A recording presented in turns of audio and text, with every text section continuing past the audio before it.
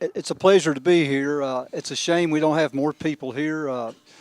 For the last 2 years after running for mayor and serving on city council, I sort of took a little hiatus, and I'm back. For better or worse, I'm back. Uh, I want to start off by saying what goes around comes around.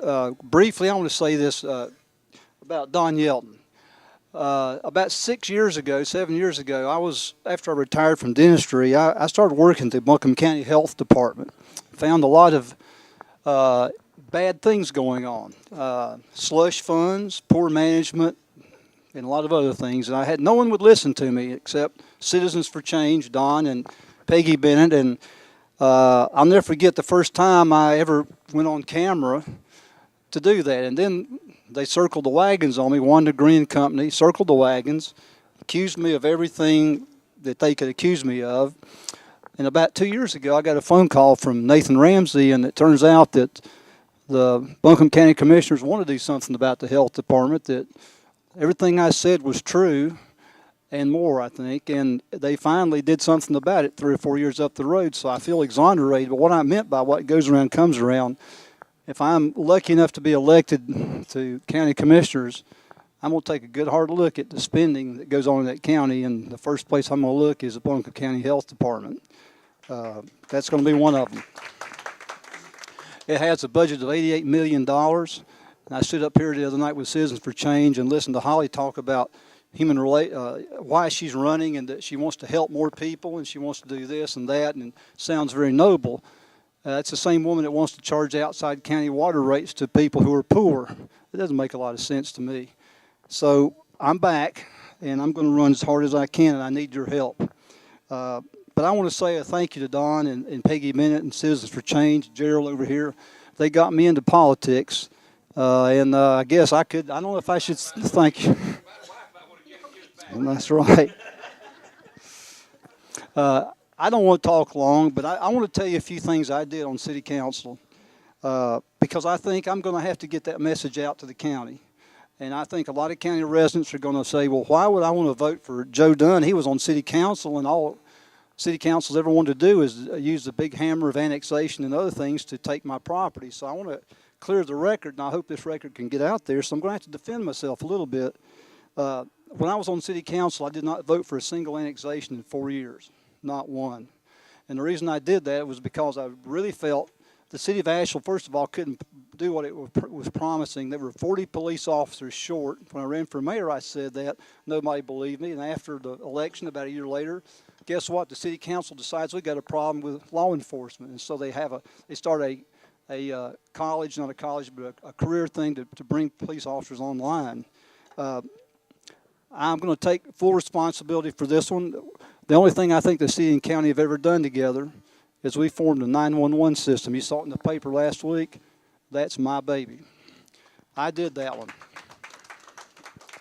And I know when they go up there and they cut the ribbon, our mayor and our city council is going to sit up there and clap and look real proud like they did anything. They didn't.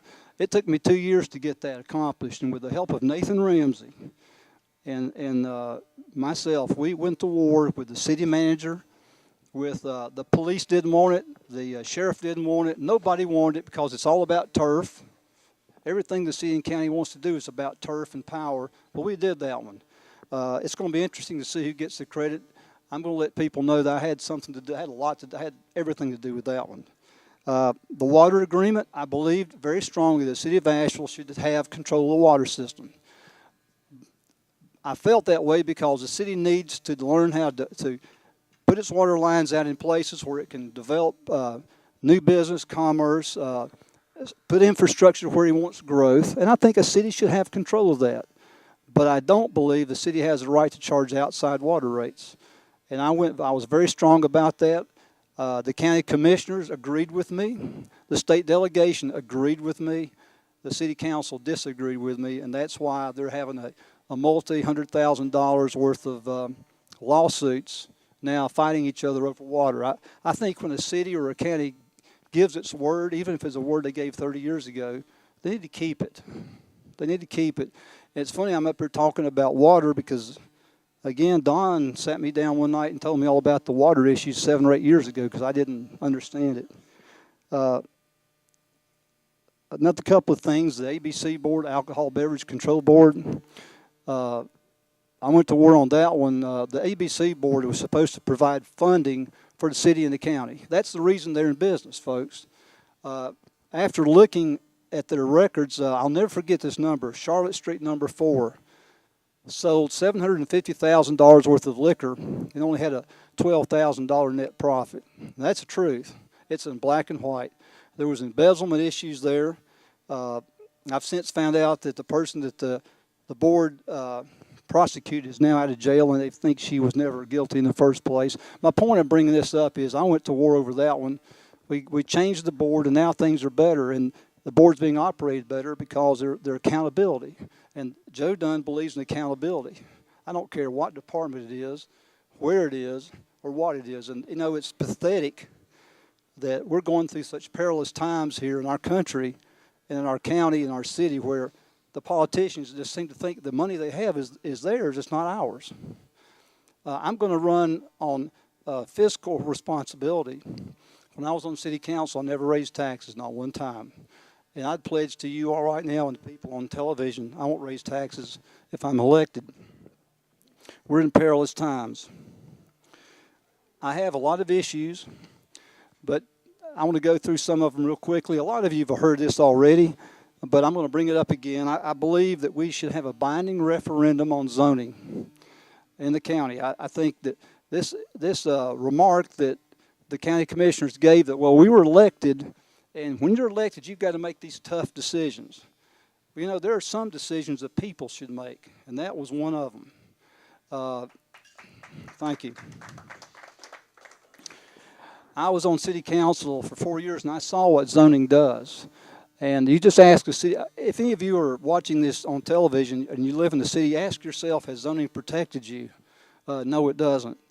I do believe that we need some kind of form of land control so we can grow in an orderly fashion. But we don't need the heavy hand of conditional use zoning where a council or a commission 5 years from now could tell you what color windows to put on your house, and that's what's going to happen if we're not careful. Whatever they ever decide, if the voters say we want it, then I'll abide by it. But if they don't, then we need to do something a little better. I think that the meetings, the county commissioners need to have open meetings on television. They need to have everybody that wants to speak, and it should be on television. I can't believe those people are afraid of the public. Yeah, I know.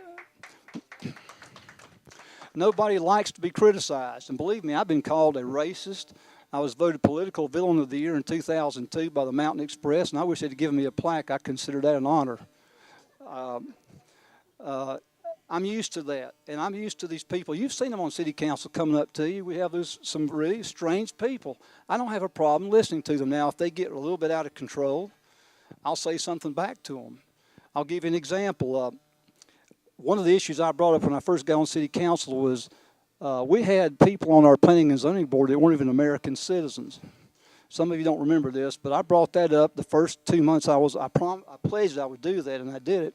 We had this big council meeting one night, and this woman comes up, and she's dressed and got her face paint on red, white, and blue, and a hat and all this stuff, and she's got her left-wingers out there in the back room or back of the room, and she's waving that American flag at me and saying, you know, Dr. Dunn, what we need are white American males on our boards and commissions, just making fun of me. She kept on and on and on. Well, then when she got up and walked away, I said, hold it right there. And the mayor turned white. Charles Worley had told us not to talk back to the public. I simply said to her, ma'am, the next time you bring, the next time you bring that flag up here, you show some respect. Men died for that flag. That's not supposed to be used as a special selfish agenda prop for you, and I resent it. And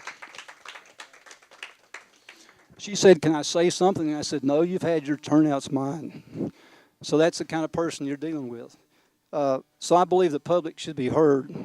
I'm going to pledge right now not to raise your taxes. There's waste in government, and I know that we can find it. It's just a matter of county commissioners having the guts and the time to go look for it.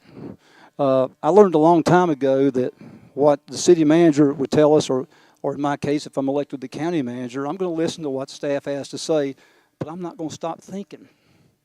That's a big difference.